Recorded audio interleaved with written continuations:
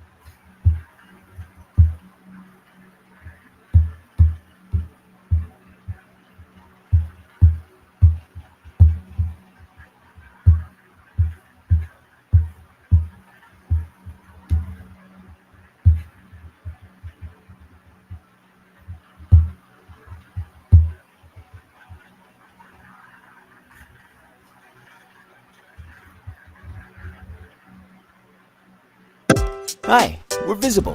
Get set to travel this summer with a wireless plan that'll keep you connected on the go. All on one line with unlimited. And on each visit, the word from his attorneys has been consistent. Bail denied. Means essentially that because the witnesses were coming, Appreciate it. they wanted to read the statement into evidence without the witness actually being there. As it relates to one particular witness, from the very early stages, he had indicated that we had some concerns about the identity of this witness. Not that the witness didn't exist per se, because I'm sure that there was a real person who had given that statement. But as to that person's identity, is what we were trying to ascertain. To no avail. All of our checks throughout the trial proved that the witness had no birth certificate, the witness had no TRN, the witness was not on the voters list anywhere. The 3 schools that he indicated he attended, there is no record of that witness. There's no record of that person born on that day to those particular parents. There is no record of this person. All right, no, I believe that Vybz Kartel.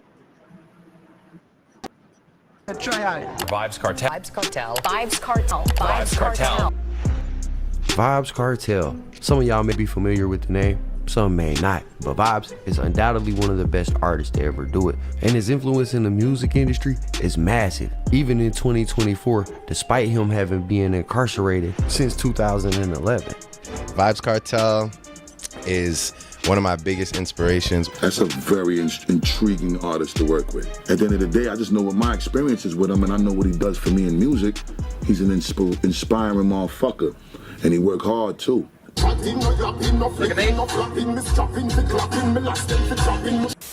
one of the few artists that, no matter what, seems to never lose relevancy, and it seems like every other week we're seeing reports claiming that Vybz has been released from prison. These reports are mostly false though, and he hasn't been released, at least not yet, but it doesn't stop these stories from popping up. His incarceration has also not stopped him from making and releasing new music either. With new songs hitting the internet from Vybz regularly at this point.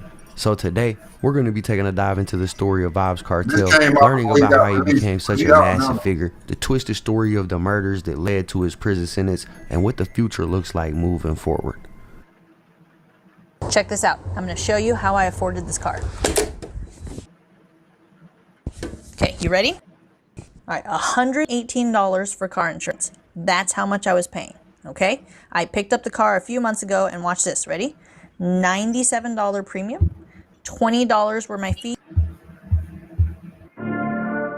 18 degrees north of the equator lies Jamaica, a tropical paradise for some, a living nightmare for others. Jamaica is the 4th largest island country in the Caribbean, located just west of Haiti, south of Cuba, and east of the Cayman Islands. It's divided into 14 parishes, with Kingston, the capital of Jamaica, acting as a parish itself.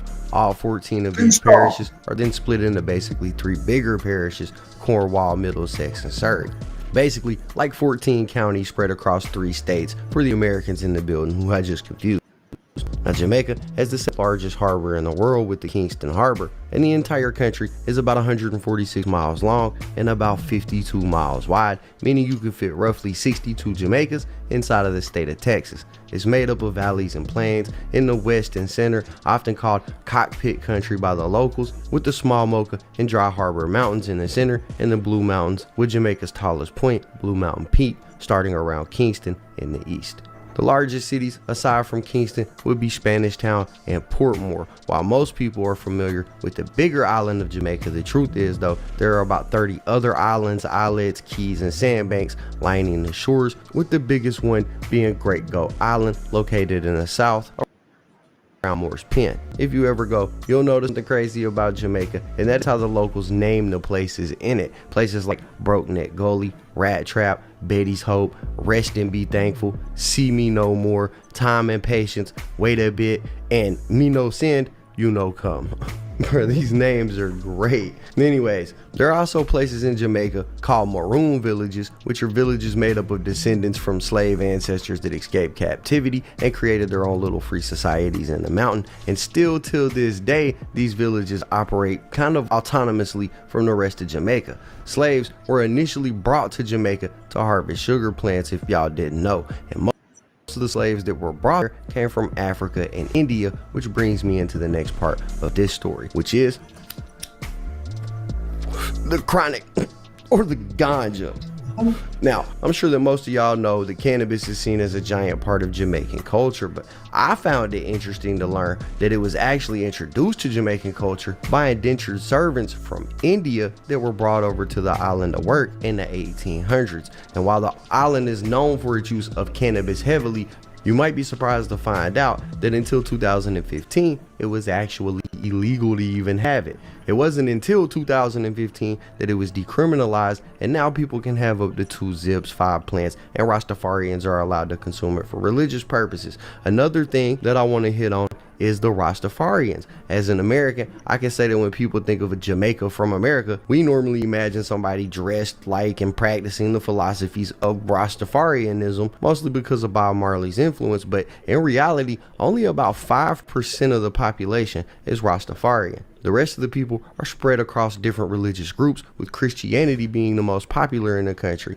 Also, Jamaica has more churches per square kilometer than anywhere else on earth, but that's not all Jamaica is known for. Most people know it for its music. Starting in the 1950s, ska and rocksteady were the precursors to the 60s and 70s. Reggae and dancehall melodies, which some say paved the way for future genres like hip-hop and EDM. Now, that was very much an oversimplification of Jamaica and its history, but it was here that the topic of today's video, Vybz Kartel, is from, and the culture that he was raised in. The roots of the story, if you will. There's more to Jamaica than that, like the country's problem with corruption, its confusing government structure, and all that. But if you want to know more, I highly suggest you check out this video I made about Bob Marley, as I cover a ton of the political history of Jamaica in that video, and I don't really want to run it back here because it would just be repeating the same thing. With that said, y'all go watch that video if you want to know more. If not, let's go ahead and get into the main topic of today's video, Vybz Kartel. As I'm in the midst of applying for residency right now, wish me luck, Grammarly has again been a lifesaver with my application and helping me write my personal statement.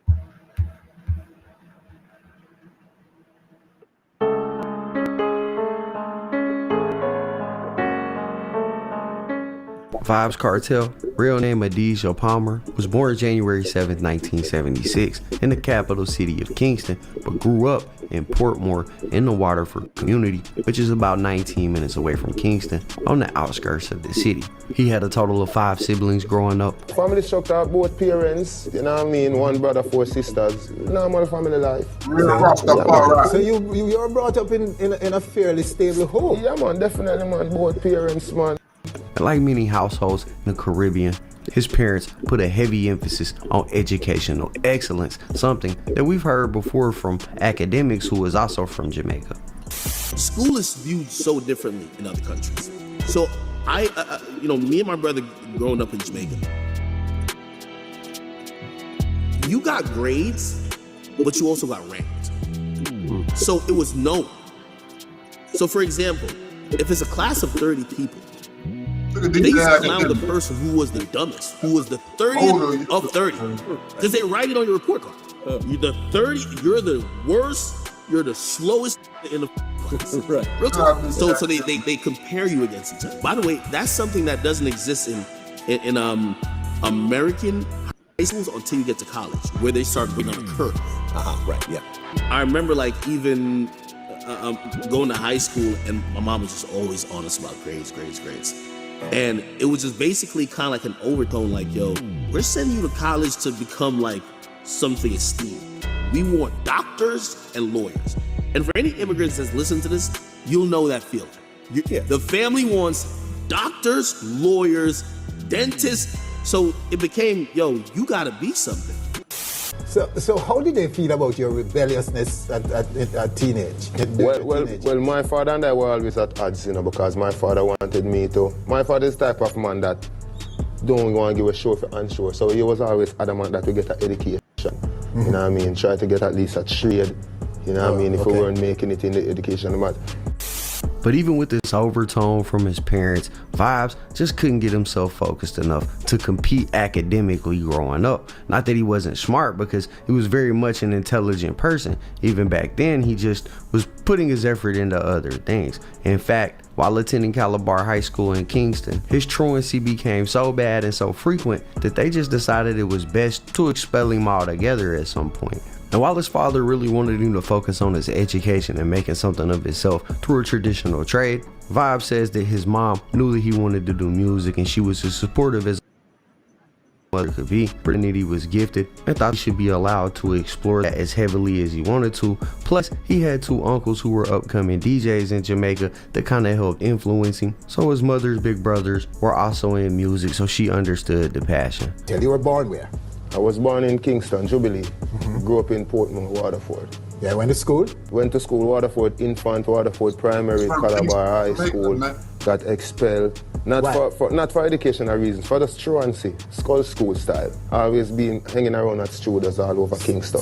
But from a tender age, Vybz Kartel knew that my calling was music, and it was like my mother saw that, because she always encouraged me to do anything where music was concerned. Like even when I would sneak out to go out late, and at the age of 13 and 14 to stage shows, and my father didn't want to let me in, my mother would curse him and say, let in the boy, right. And he said, yeah, so my mother was always supportive of me being a musician, because she had brothers who were my uncles, who were also aspiring DJs. They really never made it in the business, but they were also one of my early influences.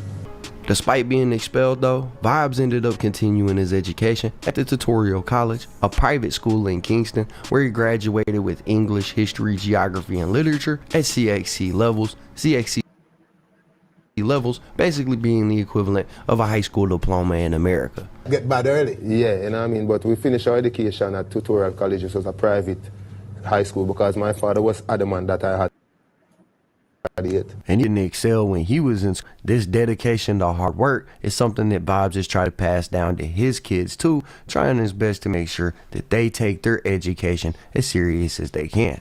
If you hear your youngest, singing the content or ramping shop, you wouldn't be offended at all? I never heard him singing it, but the greatest thing about it, I never heard a teacher at school saying he sang it either.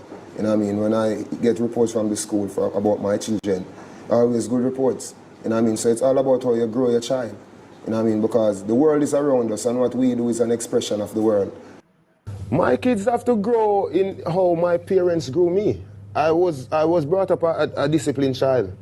I never knew how I got so wild. Yeah. But seriously though, I was brought up in a fairly decent, or pretty decent parenting method, and that is the same parenting method I apply to my children. Young Adidja was exposed to a wide variety of music from a young age by his two uncles who were aspiring musicians themselves.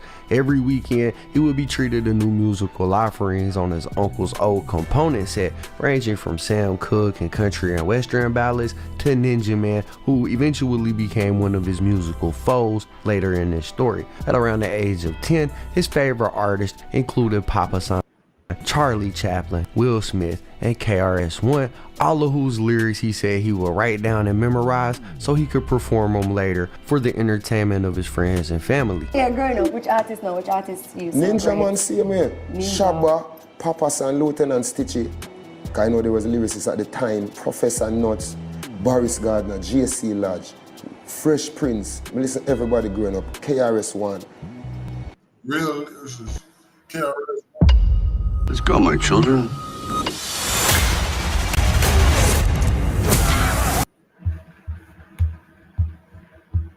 Now, Vybz decided to hone in on his skills and concentrate on winning over his own community of Waterford until he was ready for bigger things. With that goal in mind, on weekends, he would practice his art on the neighborhood sound systems that were in various shops around the area. In 1993, Vybz, who was now in his mid-teens, recorded his first single titled with Fat Women for Alvin Reed's One Heart label under the name Addy Benton. He used the first few initials of his first name for the Addy and adopted Benton from one of his musical inspirations at the time, Buju Benton, who was another fellow dancehall artist. Vybz Kartel started out just as any other dancehall DJ, you know, started out as an avid fan, loving the music. You know what I mean? I can remember when I asked my father at one time when I was a small child, if I, you know, the radio, the people in the way I sing, you know? Yeah, so we born in music, right? Some uncles used to DJ, you know what I mean? I never really made it, you know what I mean? But I used to emulate them, I wanted to be like them so much, you know what I mean? So we started growing up, you know, I started going out now to like talent shows in the area, you know what I mean? Gang show, and get a couple boo, you know what I mean? Learn the art, go back to the drawing board, and just, you know, gradually build until we became like semi-professional, you know, lacking Portmore.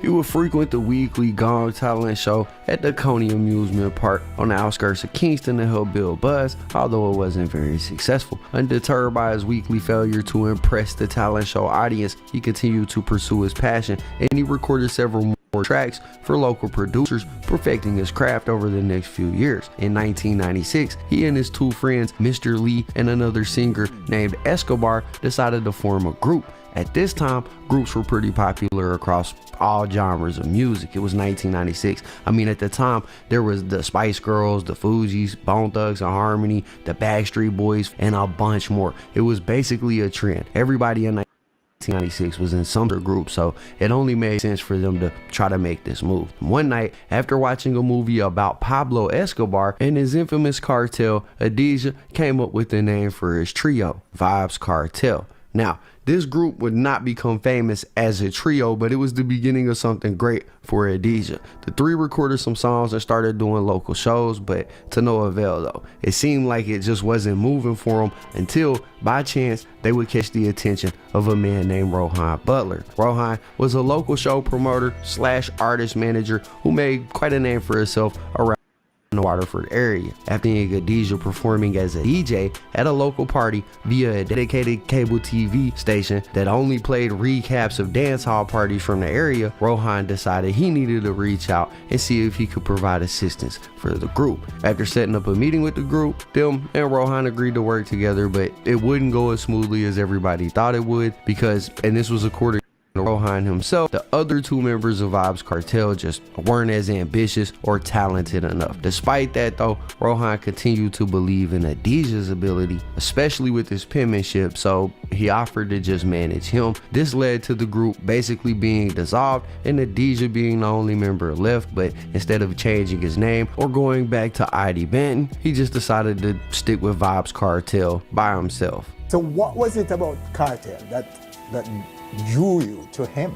or was it he who found you?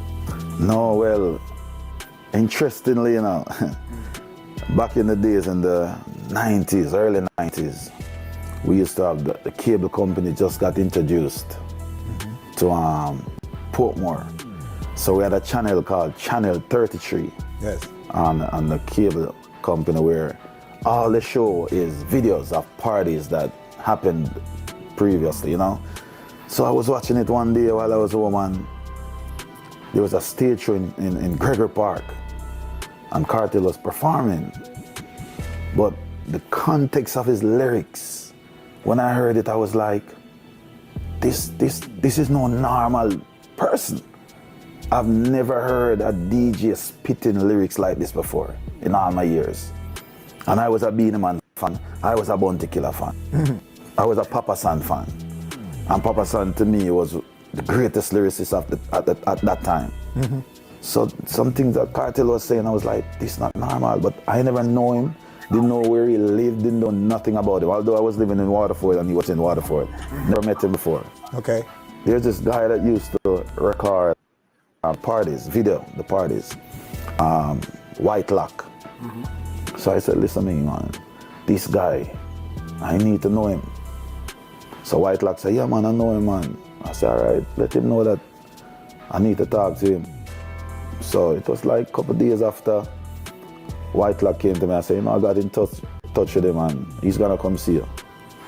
So I had a party coming up in Waterford, and when Cartel came to see me, it was three of them. A lot of people don't know that Vybz Kartel was a crew. The crew was called Vybz Kartel. So he was Adi Banton. Then you had Mr. Lee, and then you had Escobar as a singer. So it was two DJs and one singer. And that, of course, explains the name, the word cartel in his name. Right, exactly. Cartel is a group. Cartel was a group. Right, exactly. Yes. It was a group. So they came and I said, listen, I'm having a party. We invited the crew, and they came. They performed.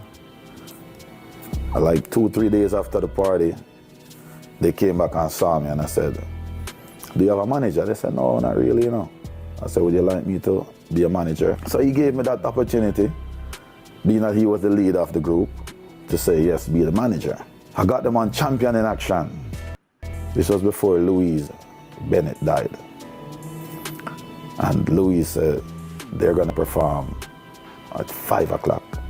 But in my head, I was like, 5 o'clock? That's too early. Nobody not going to see them. So in a way, I said, listen, I'm gonna meet me at my house at 3. 3 o'clock on the dot, Adi Banton, who is now Vybz Kartel, was at my gate. 4 o'clock, Mr. Lee turned up. 5 o'clock, no Escobar. So we decided that, okay, we're gonna drive to his house. So the 3 of us got in the car, we drive to his house. When we went there, he was sitting on the veranda with 2 girls braiding his ear at 5 o'clock, and I'm like, oh, me tell you, say you going to work at 5. At 5 you still doing your hair? So I said, okay. So now I start thinking like, me can't deal with them idiot here, you know, among other idiot before. So that's when I decided that this is it for me. I'm going to leave these guys alone, you know, because they're not serious. So when I got to the show, I said, you know what? Cartel have a real talent. So I said to him, I'm going to put you up there first. Let you perform. So you're going to perform 2 songs by yourself, and then you call them up to do the song that you're known with them for. So it went that way. He performed, went well. When they came off stage, Jack Scorpio and King James were standing side by side. But because I met them during my run-ins, they called me over and they said, you see the tall black one and bad. I said, I know, man, that's why I do what I did. Because I wanted to showcase and let people know where the talent really is. After the show, I told them, I said, listen now. You're fired? I'm done. No, I told them, I said, I'm done. You fired them, or you said... No, everybody, whole group. I said, I'm done. Now, Ron answers the question. How did he become Adi Banton's manager after firing his cartel? About 2 days after that, Cartel come back to my house and he said, listen now, I can't carry them on my back go off a tree from Portmore, you know. So I still want you to be my manager, you know. Because now, Cartel see me getting on champion in action. And him know, say, this never happened for him before. With that, it became official. Rohan was now managing Vybz as a solo act. He got to work instantly, and his angle of attack when it came to breaking Vybz was simple. He would hit up any show promoters that were throwing what he considered to be a good show and would negotiate any way possible for Vybz to get his chance on stage at these events. This often led to Vybz performing with no fee, meaning that neither him nor Rohan would get paid, but this is a strategy that was working, and it allowed Vybz to get noticed by the bigger acts that he would be in the building with. One of these people was another artist named Bounty Killer, who at the time was massive. Now Rohan tried to get Vybz on stage with Bounty, but Vybz had Rohan's cosign just wasn't enough for Bounty to pull Vybz up on stage with him just yet. Instead, Vybz was slated to perform a few hours before Bounty. After the show though, Bounty watched the tape back and seen Vybz' performance and apparently was impressed with what he saw. And this would eventually open up a ton of doors for Vybz' career. I had met Bounty Killer from 1998 when I was having a party, and he did the commercial for me. Yes. To promote the party. And then that is why, when I gave him the big screen for Saga to the East in 1999. I'm waiting for that. Yes, and I said to him, I have an artist, you know, that I want to perform, but I want him to perform when you are performing. And he was like, he can't guarantee me that. Because then he never meet Cartel yet, they don't know nothing about Cartel. But me, I convinced him, said, no man, the youth are bad. It so happened that Cartel was slotted to work much earlier than Killer. So after Saga to the East, I guess Killer watched the tape. Because when I went to the car wash to see Killer, he said, now I know why you tell me to call up this dude when I was working. Him bad man. This new between Rohan, Vybz, Bounty Killer would eventually turn into something much bigger when Rohan suggested that Vybz allow Bounty to be the face of one of his tracks. Rohan says that when he heard the song that Vybz had written, he just knew that Bounty Killer should be the one to do the song, but Vybz wasn't feeling it at first. However, since Rohan had been opening new doors for him, Vybz allowed Rohan to pitch the song to Bounty, and Bounty decided that he would in fact record the record, and this was really where Vybz started to get a breakthrough in the industry a little, even though it was for a record that nobody knew he wrote. Give Cartel ideas like topics and songs that he should write. Sometimes he does it, sometimes he doesn't. Sometimes he would call me in the morning and say, listen to this song. And if I say I don't like it, I remember one time he wrote a song and I said I didn't like it. And he said, what do you mean why you don't like it? I said, I just don't like it. We'll work on it some more, man. A couple of days after when I asked him about the song, he said, dash it to him. I said, what do you mean why you dash it to him? He said, you say you don't like it, so just dash it to him. So he called me one morning and he was singing the song, If I the Bantan Did Rule the World. But the song was so well structured, it just gave me a Bounty Killer vibes. So I said to him, you know, I think Bounty should do this song. He said, what do you mean by that? I said, yeah, man, but he didn't like the idea. I could tell. Okay. You know? But he didn't really come out and say it to me, said, no. I guess he trusted my vision or my knowledge and just said, all right. So, we're going to get this to Bounty. I said, don't worry yourself. I took him to the studio, did a demo. So I go to the car wash and I will sit, sometime Bounty don't even turn up. And I had to leave, but one day eventually he turned up and I gave him the cassette. It was actually 2 songs on the cassette that I gave him. He took the cassette and said, okay, he's gonna listen to it. So one morning now, when I was on East Queen Street going back to Portmore, my phone rang. I answered the phone and I answered, Butler Wagwan. I said, who this? He said, Bounty. I said, yo, it's Bounty. Come off on my phone, man, about Bounty. I hang up. So the phone ring back again. I answer, I say, yo, who this? What you want? Man said, Butler want you. You can't believe that Bounty Killer call you. So that time I said, no, a Bounty for true, because my phone never ring it and it's Bounty Killer. He's always face to face with talk. And him say, yo, I will listen to the cassette. Boy, bad man. Him say, when an artist good, him good, but a youth time wicked. So I start, I tell you, even though I talk now, I feel it. So Bounty I say, yeah man, him bad man, we have to go do some work. I say, good. So after that now, that's how Killer now and Cartel start doing songs. Cartel start writing songs. Killer hear more songs Cartel, and I just saw they used to start with Cartel and Cartel Bounty Killer thing.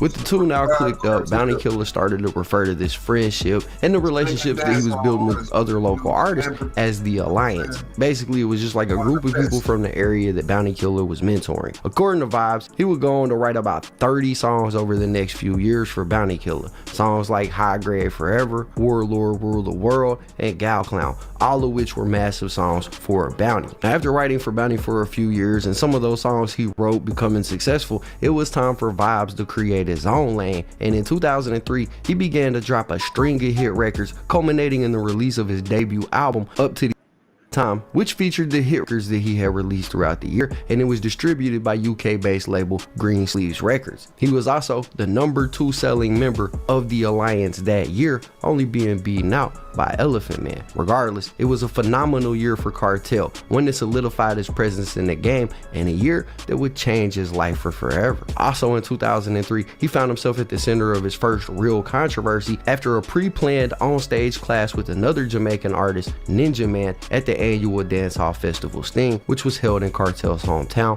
of Portmore.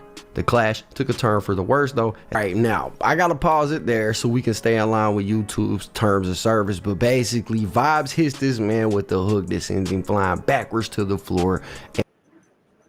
And there's multiple angles of what happened online on YouTube. I'm sure you guys can find it if you want to see it. But yeah, it got a little physical for a moment between the two, and for the next 6 minutes, according to an article written about it in 2003, for the next 6 minutes, the rat-a-tat-tat sound of automatic gunfire filled the air. So this was a crazy moment for sure, and one that brought a bunch of attention to Cartel, but his manager at the time, Rohan Butler, told authorities and reporters that it wasn't Cartel's fault, as it was a pre-planned clash on stage. It just wasn't supposed to get physical, and then when Ninja Man pushed Cartel, Cartel was simply swinging in self-defense. And after reviewing the footage, it does seem that Ninja Man pushed Cartel first. Despite this, Cartel decided it was best to take accountability for what happened and said in a press conference that apologies are in order, especially to the Don Gorgon Ninja Man and the organizers of Sting. I must accept responsibility.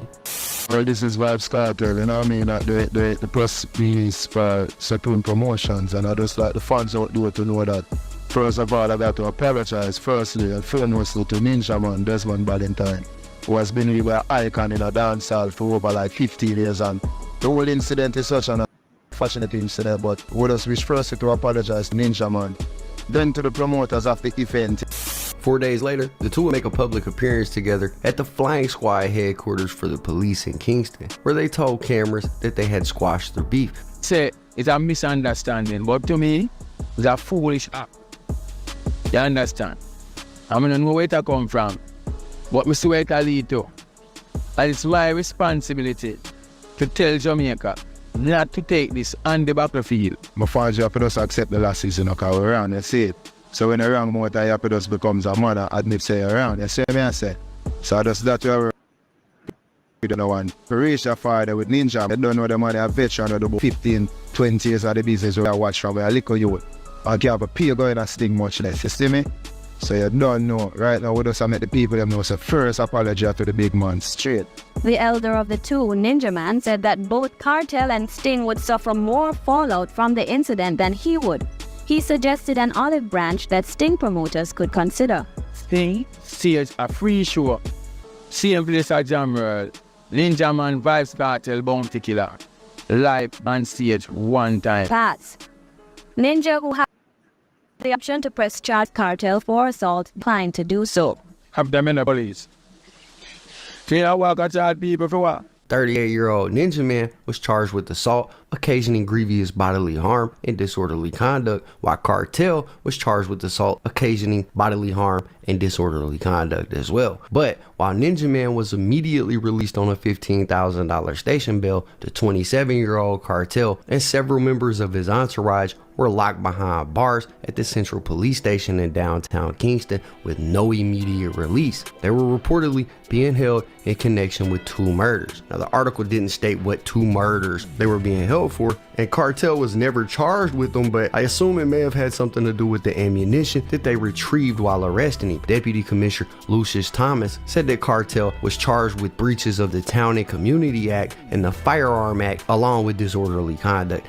He said, quote unquote, he was found with hollow point ammunition. The circumstances under which he got these type of cartridges are being investigated. And that's all that was really ever reported about these charges, so there's no telling what murders they were being investigated for. Now, while this marked the official come up point for Cartel, it was also the beginning of a ton of problems for him as well. While his music was doing phenomenal, it was drawing in a ton of attention, and some of it just wasn't so good. For starters, the year following the Ninja Man incident, Vybz found himself being nominated for the MOBO Award, which is the annual British Music Award presentation honoring achievements in music of black origin, or MOBO.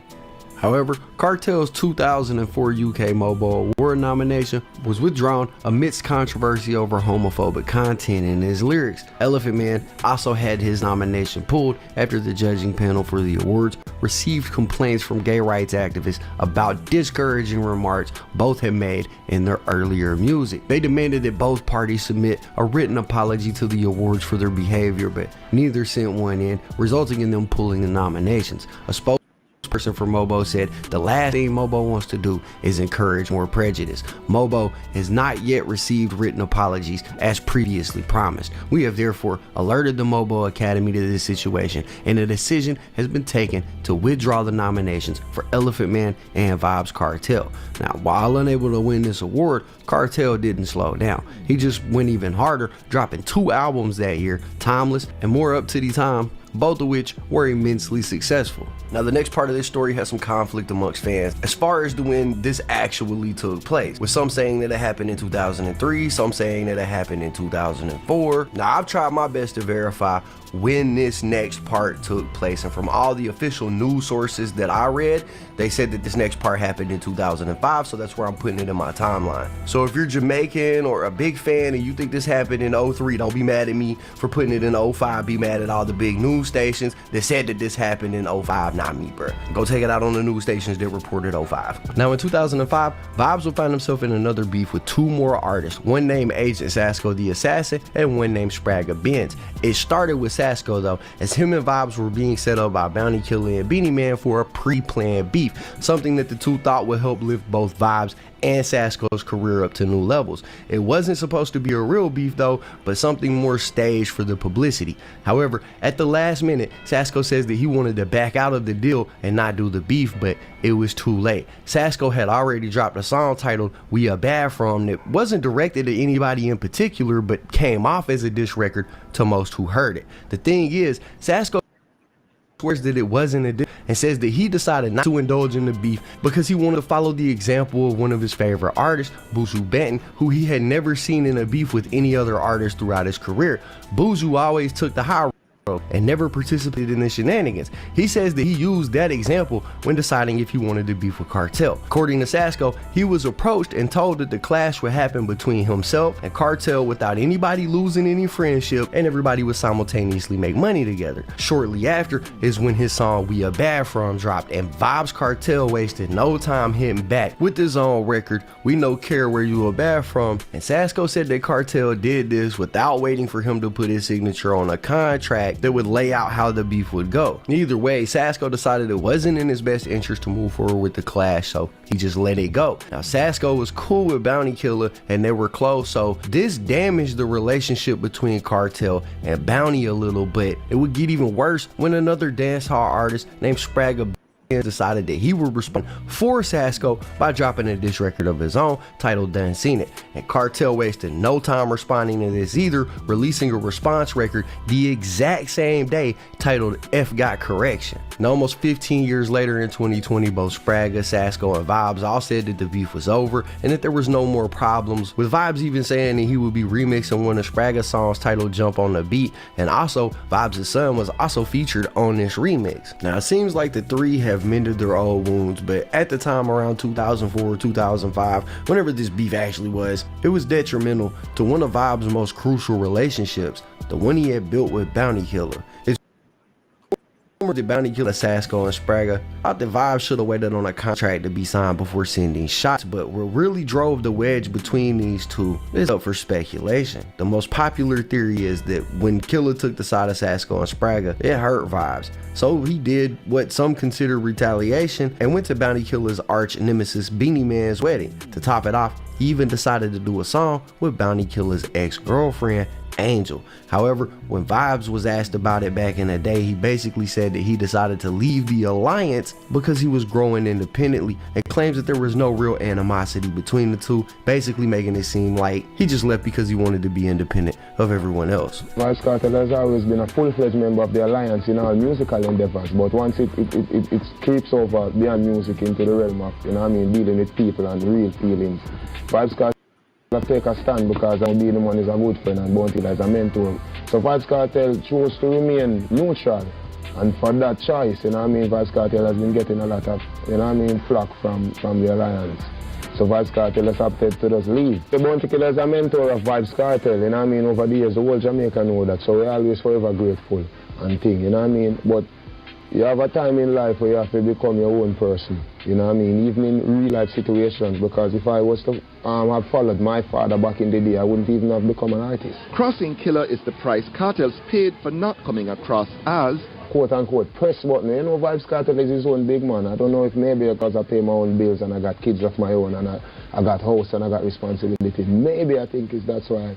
Once Vybz left the alliance in 2006, he joined what was referred to as the Portmore Empire, which was a group of DJs and singers from his Portmore neighborhood.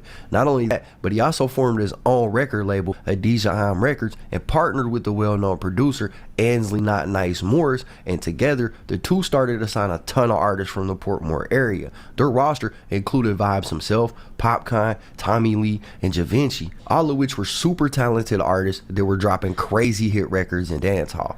Things were looking up for Cartel despite fellow teammates, but things were to get even more intense as he found himself in a feud with another artist named Mavado, and this beef was so heavily publicized and widespread that many people, including the press, said it was basically the Biggie and Tupac beef of dancehall.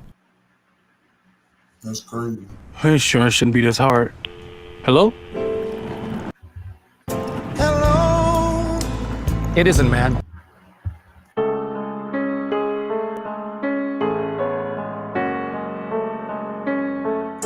After Vybz left the alliance, there was friction between everybody involved, especially the artists that were still in the alliance. One of these people was a former collaborator named Mavado. Now Mavado had been writing and releasing music since at least 2002, but he wasn't aiming for being an artist per se like Vybz was. Instead, he was in the background, writing the lyrics. This even included a few songs for Vybz himself. In 2005, Mavado dropped his first real titled The Real McQueen. It was an instant hit. Mavado seen his star presence rise immediately, and people were demanding more from the newcomer. He had his own style and unique melodies that resonated with dancehall fans across the globe. The same way that Vybz came out of nowhere and became the biggest thing to ever hit the stage in this genre just a few years before is the same thing that Mavado was doing in 2005. Yo, lyric, yo, me there up on the Gully side.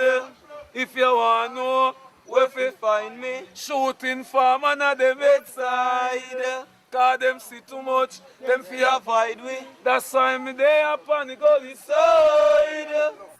Mavado was a protege of Bounty Killer like Vybz was previously, and he became a sensation in the genre, bringing in a ton of new eyes to Killer's alliance. These events, Vybz choosing to attend Beenie Man's wedding, where Beenie Man married Bounty's ex, Vybz deciding to leave the alliance, Mavado becoming as popular, if not more popular for a moment than Vybz. It all led to an all-out war happening between the two groups, and Jamaica found itself being split into basically two factions, Gully and Gaza. The names simply represent where the two artists are from. Gaza is a section of the Water for Housing scheme in Portmore, the area where Vybz grew up, and Gully was an area in Cassava Peace, St. Andrew, where Mavado was from. When Vybz left the alliance, he continued to drop his regular hit records, but occasionally would insert lyrics taking shots at the Alliance and its members. But as Movado's star presence grew, these shots seemed to become more directed towards Movado himself. It's unclear why, but perhaps Vybz felt that Movado was becoming a real threat on the music front. For years, Vybz had ruled the genre with an iron fist,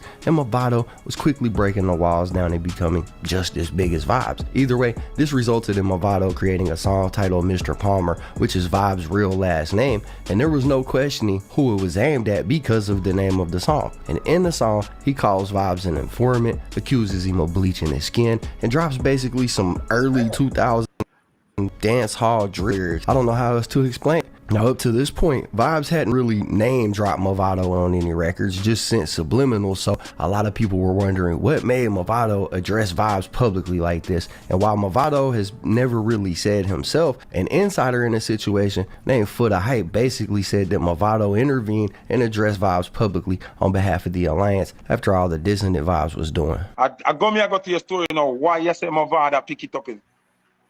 And that's why Movado pick it up, because indeed internally a style the thing where the public don't know. So Movado and I pick the thing with him. Movado just step forward and say, killer, make me deal with him. I'm done a pre-way already. That is why you say Movado shoot first and Ray Cartel was fucking around and provoking behind the scene long time. Real Jamaican. So the singer just couldn't take it no more. And say, yo, make me deal with him. So that caused Movado to publicly attack first. But Cartel had been doing some local foolishness. All right. More than that, to where we just not gonna talk on this right now. After Movado sent his public diss track at Vybz, Vybz hit back with his own song Mafrado, where he sent direct shots back. Now, while this was supposed to be a war, and Gaza graffiti started popping up everywhere you look, and real violence started to take place, resulting in several shootings and injuries. The violence even spread to schools, and police said that they seized R-rated Gaza Gully buttons or shirt pins sold by vendors outside of several schools, and the pins featured explicit Photoshop graphics of one artist holding the other's severed head with one hand and holding an AK in the other. And even a tourist was attacked by people for playing Movado's music in Gaza territory. This war would continue to plague the streets all of 2006, with violence occurring on both sides. In fact, it got so bad that police had to step in, and in March of 2007, in a police overseen press conference, the two seemed to reconcile their differences, with Vybz saying that their beef was nothing more than a musical endeavor and that there was no real bad blood between them.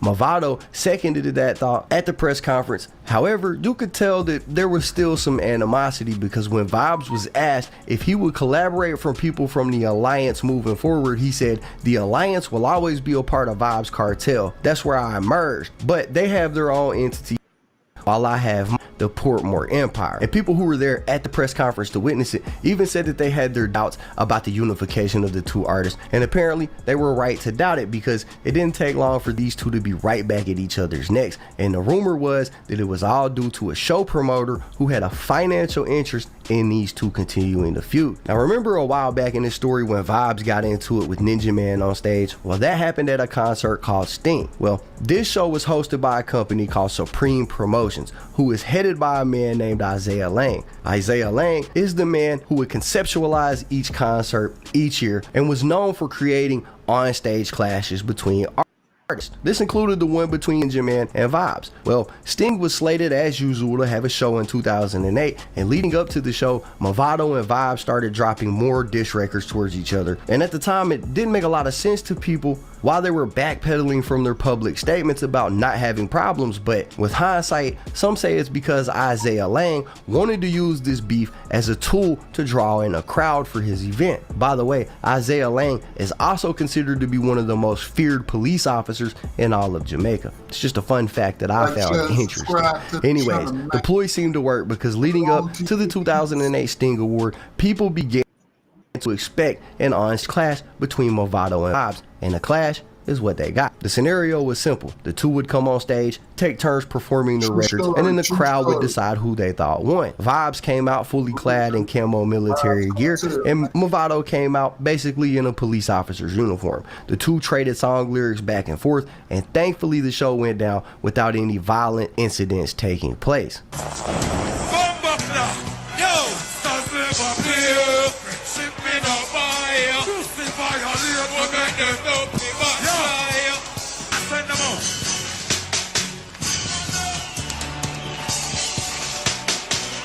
Send them out. Some boy find and find out. Them a barber. Shadow star. When them a try, them must be blood clot. Blood clot. Level. Now support Addy. And him him fuck Jeffrey. See a gunshot. Why you gonna shoot them once you? The event ended with Movado walking off the stage and Cartel performing a few more songs before leaving the stage himself. When it came to who won, opinions were split. Last, the camera sees of Movado is the Sinjay being carried aloft by fans declaring he won. Leng, for one, wasn't having any of that. No, we can't call this one. We're gonna have to do it again in February. We're looking forward for that, yeah? Feelings were running high in the day hours at Jam World. Alliance for life for the world! Yeah. Who don't like Alliance and drop asleep? Movado, let me tell you, he's an artist, you know. Movado run out of lyrics.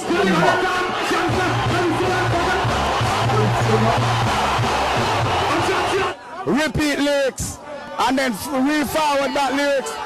That no make you win clash. And if you have it on tape, you can know. So, Cartel, you're the man.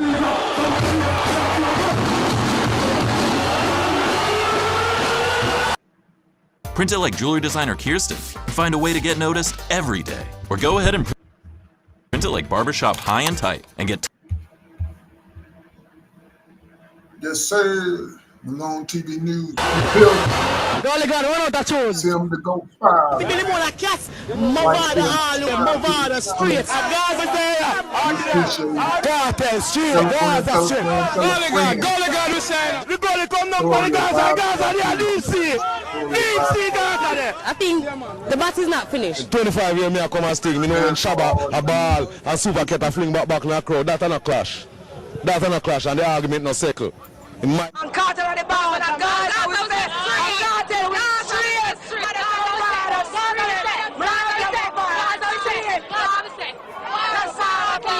street. It wasn't hard finding those who did not. But if you realize Alliance on the world street, you see it. I'll do a Jamaica done car. You see Alliance on the world street. To our people who are trying to rise evil over there is no way can ball forward for a man when I believe in a God or somebody who fear God. Follow God to the world. Cartel, you talk on TV, say Shakespeare said, all is fear love. If you big up your scene, ball, because my one of that scene, but officially right now, him is the second fastest man in the world. It's the Baba the fastest man in the world, but everything we said, don't run, coof, cough, me eye, see. So if you know TVJ and ER and you know we are, you know, my place, you know. Big up Ryan in here, don't know. Big up the runner, I knew name, no more tripping around here. Look like he's running, but I'm out. A week later, the arguments were still not settled. Fact is that Vybz Kartel win the clash because Movado run off stage after getting blue about 4 consecutive times, after running out of lyrics, after bringing his own bands and eventually leaving with his bands. You know what I mean? Not giving Vybz Kartel a chance to respond. So I was the last man standing, so everybody can see that Teacher is the original winner of the clash. So are you disappointed that a few papers and a few articles have said that it's a draw? No, I'm not disappointed. No. In the initial stages, you know, a few media people, especially in the print media, were of them own ulterior motive was trying to say that Movado win the clash. That was before the majority of people got the CD and DVD. Because I know we're living in modern times, you know. It's not like one time in the 70s, you know. So everybody have access to DVD and CD now. So, but before that, in the initial stages, a few print media was trying to bias the thing. You know what I mean? But we're pleased with the overall outcome from the streets, not necessarily from the media. There are rumors that there might be a rematch. Would you be interested in a rematch?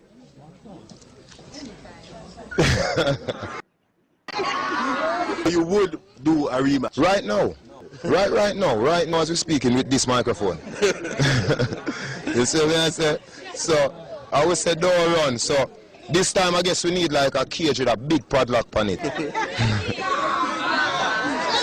That means him can't run. Straight me I tell you. So a lot of people have said they are surprised that he was able to stand up to you toe to toe.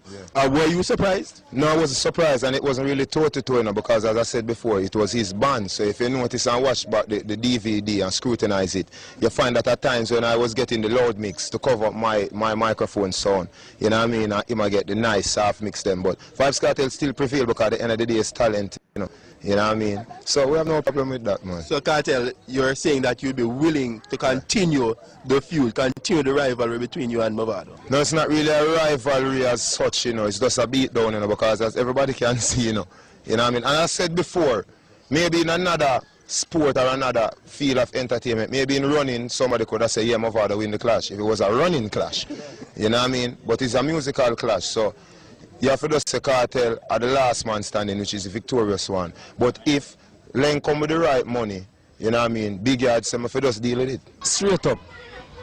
No go round thing. Everybody does thing and see who dead, don't it? The end of that thing too. No, but who you get thing? Well, I don't know. You wasn't there. I wasn't there. I've been looking at the tapes. Yeah. I've been reading the articles. Yeah. The articles have been saying that it's a draw. How it becomes a draw? That's what the articles are saying. Right? But why? Hold on, hear me say, the next morning after Sting, everybody, hold on now, Sting go on Friday, Saturday morning, right? Saturday evening, every paper come out. So Gully God, don't it? That's what's being said. Okay, so hold on now. How comes Monday after now?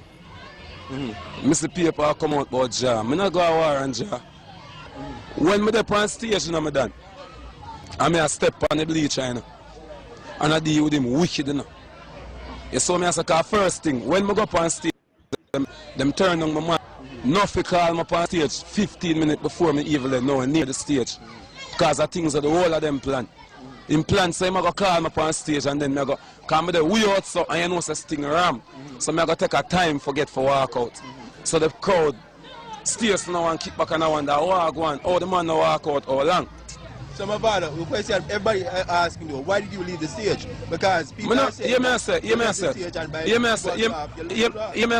see? Me go sabam and up on stage. See? Me stay so I step on the bleacher and I deal with him wicked. Me hear the bleacher get 5 consecutive boos behind one another. When him come that thing, he might get boo long before that. When him come with the mother thing, I get the bigger boo now. I want me step on him, and him turn that and stay so, he don't even know what to do, I go so I walk, I don't come off a stage, I walk and go stand up behind everybody, because I know him I go say me run, because I hack him a hack. But here I now, Jamaica know him and my fans know him, and the boy I live for my name all long, so I just go over Sting, go rub him out. And here I now, you come do interview and say you win some and you lose some. You have to admit say you're dead in your town, and stop going, hold on now. Oh, your friend them come now and put so much things in the paper. Well, I don't know. You don't feel like say all of them things they want to put in the paper. Nothing people tell.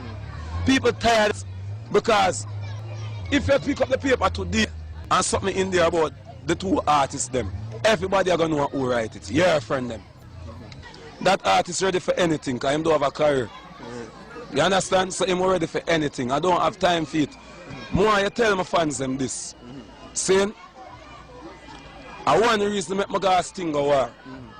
Because the level when I depend, I fly in the sky, and when I go start looking, I see them now going at this God, about them now and know God I'm dating, and I try to corrupt the youth them mind. Hold on there, level, give me a minute. I'm just step where and go stop and come deal with it. So here I didn't even go do Sting for myself, I go do Sting for the fans them. Because my fans are out there.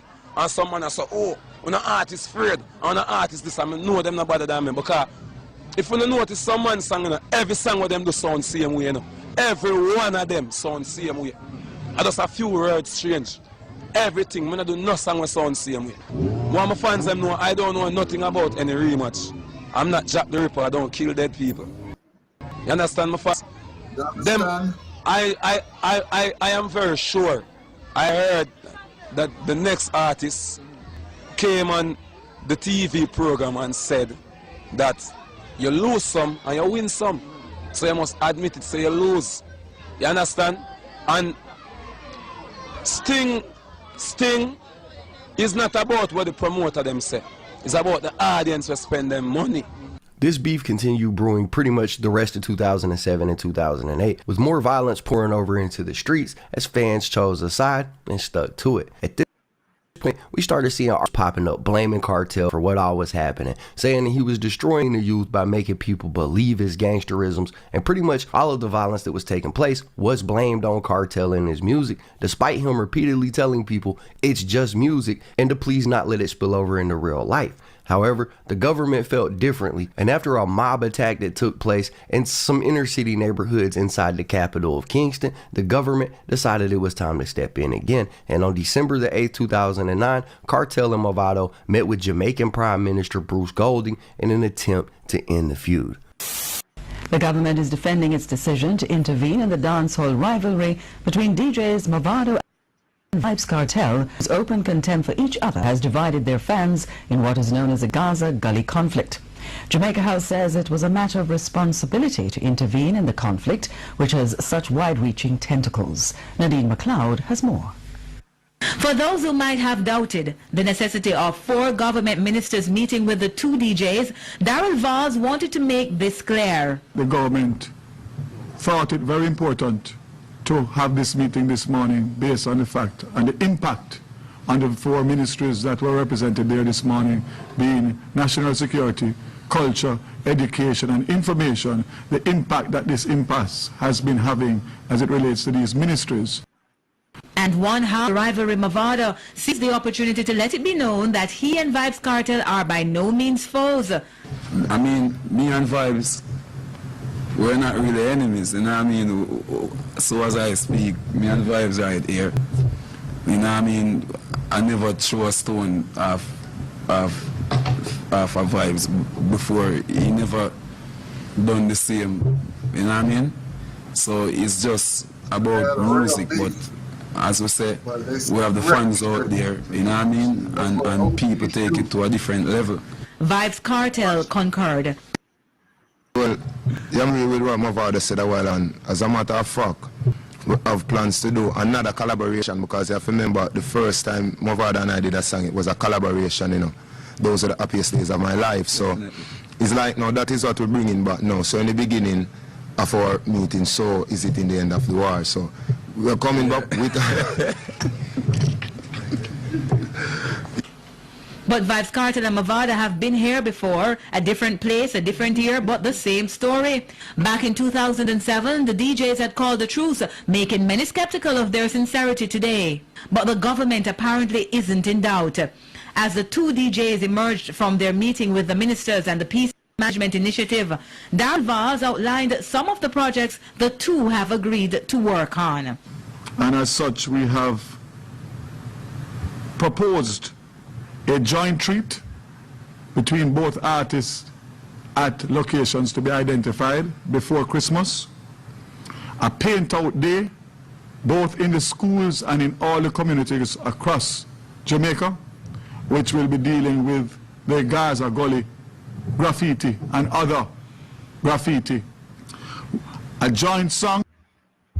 And we're going to stop it right there, man. Yeah, there you have it, man. You know what I'm saying? The story of Vybz Kartel, man. Jamaican dancehall artist, you know what I mean? He had a beef with Mavado back in the day, and they was able to squash their beef. That's how, you know what I'm saying, that's how real men do it. That's how real OGs do it, you know. Story of him, you know what I'm saying, he's a real great artist, you know what I mean, producer as well. So, with that being said, man, it's Malone TV News. This your boy CM the Go 5, man. And we out. On to the next. Deuces.